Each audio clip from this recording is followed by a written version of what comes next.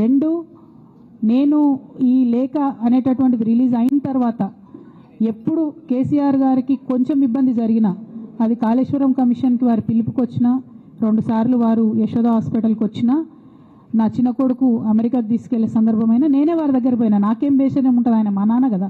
నేను పోయిన తర్వాత ఈ దుష్ట చతుష్టయం ఏదైతే ఉన్నదో, ఈ 2 గ్యాంగులు ఏవైతే ఉన్నాయో, అక్కడ జరగనిది జరిగినట్టుగా మీడియాలలో విచిత్రమైన వార్తలు రాపించారు.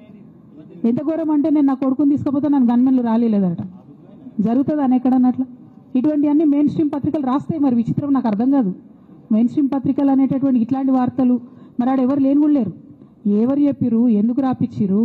సో నేనేమంటున్నా అంటే, నేను ఎప్పుడు నాన్న దగ్గరికి వెళ్ళడానికి చూసినా కూడా మా మధ్య స్పర్ధ పెంచడానికి అనేకమైన వార్తలు రాపించి, అనేకమైన కుట్రలు ఈ గత 103 రోజులుగా కొనసాగుతూనే ఉన్నాయి నా మీద.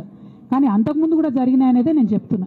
అందులో భాగంగానే రాఖీ రోజు కూడా ఒక 24 గంటల ముందే నేను అన్నకు కూడా మెసేజ్ పంపిన. అన్న రేపు రాఖీ ఉంది, నేను వచ్చి కడతాను, మీడియా లేకుండా వచ్చి కడతాననే మెసేజ్ పంపిన. బట్ అన్న బిజీగా ఉండే ఎక్కడికో వెళ్ళిండ్రు, నేను అర్థం చేసుకున్నాను. అందుకే వెళ్ళి రాఖీ కట్టలేకపోయినాను. సో నేను నా వైపు నుంచి ఎక్కడ కూడా కమ్యూనికేషన్ చేయడానికి ప్రయత్నంలో లోపం జరగలేదు. అటువైపు నుండి కమ్యూనికేషన్ రాలేదు. నేను చెప్పాలనుకున్నవి, నేను ఎత్తుకున్న ప్రజా సమస్యలు ఈ 103 రోజులలో మీ ముందున్నాయి. అవి చేస్తూనే ఉన్నా.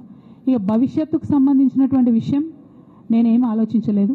ఎందుకోసం అంటే, నిన్న నోటీస్ రావడం అనేటటువంటిది డెఫినెట్గా నేను కొంచెం బాగా బాధపడ్డా. నాకెందుకు నోటీస్ వస్తుంది, మరి నా లేఖ లీక్ అయింది, లీక్ చేసింది ఎవరు అంటే, చేసినటువంటి వ్యక్తుల మీద ఎందుకు విచారణ జరగలేదు అనేటటువంటిది ఖచ్చితంగా పార్టీ అంతర్గతంగా ఆలోచన చేసుకోవాలి.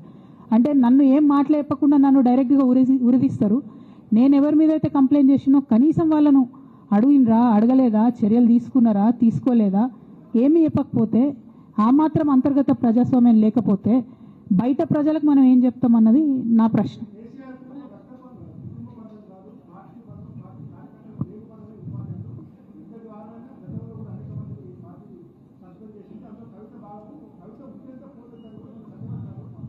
నేనేమంటున్నా బ్రదర్, వాళ్ళందరికీ ఏది చెప్తే స్క్రిప్ట్ రాసిస్తే అది మాట్లాడతారు. దాంట్లో ఏముంటుంది? ఇప్పుడు పెద్ద సంఘటన జరగడం ఏంటిది, నన్ను పార్టీ నుండి విడగొట్టాలనేటటువంటి ఒక నిర్ణయం అది జరిగింది. జరిగిన తర్వాత ఇవన్నీ జరుగుతూనే ఉంటాయి, చిన్న చిన్న విషయాలు. అవంతా వ్యక్తులను సీరియస్గా తీసుకోవాల్సిన అవసరం లేదు. అల్టిమేట్గా నేనేమంటున్నా అంటే, నన్ను అడగకుండానే ఉరిదీశారు, కనీసం ఏమైందని కూడా అడగలేదు.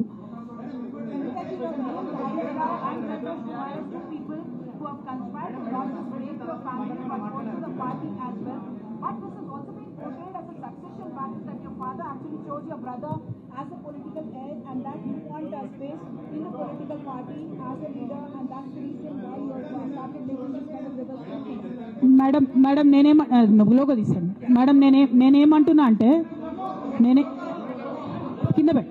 నేనేమంటున్నా అంటే, ఇప్పుడు ఈ నేను మాట్లాడే ప్రెస్ మీట్ చూస్తున్నటువంటి రాజకీయ నాయకులకు కావచ్చు, బీఆర్ఎస్ పార్టీకి సంబంధం లేని వ్యక్తులకు కావచ్చు, వాళ్ళకి ఇది ఒక ఎంటర్టైన్మెంట్, ఇది ఒక వార్త.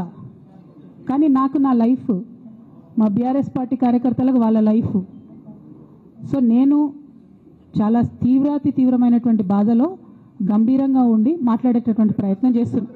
నేనేమంటున్నా అంటే కుటుంబంలో జరిగినటువంటి అనేక అంశాలను నేను చెప్పను కూడా. ఎందుకంటే అది ప్రజలకు అనవసరం. అది నేను ఆ బాధను పంచుకుంటే మీరు తట్టుకోలేరు కూడా. నేను చాలా గట్టిదాన్ని, మొండిదాన్ని, దయ్యాన్ని కాబట్టి తట్టుకొని నిలబడ్డా. కానీ నా ప్లేస్లో వేరే వాళ్ళు ఉంటే తట్టుకోలేరు. సో కుటుంబంలో ఇంటర్నల్ విషయాలు నేను మాట్లాడతలేను.